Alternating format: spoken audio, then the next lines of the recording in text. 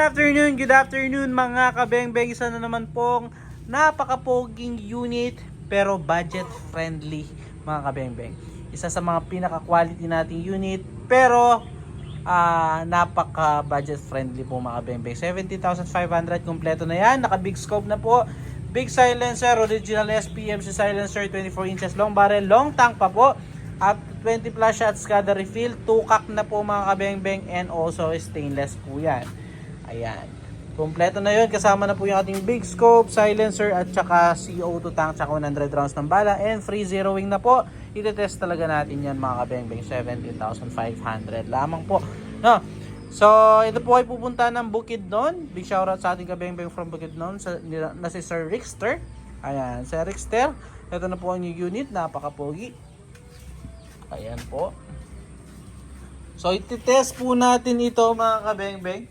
I-grouping test po natin gamit ang nature pellets po. So tara mga kabeng-beng, huwag na natin patagalin pa at subukan na po ang unit ng ating kabeng-beng from Bukidnon. Sir, ito na po ang inyong unit.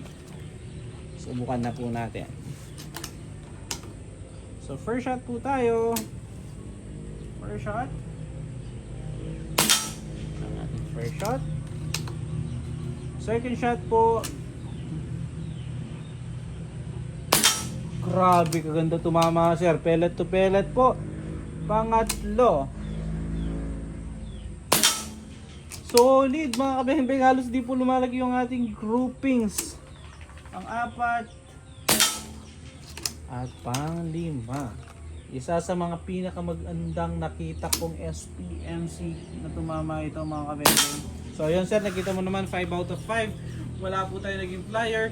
As in one hole siya mga kabeng-beng. Iisa lang po yung pinupuntahan ng ating pellet.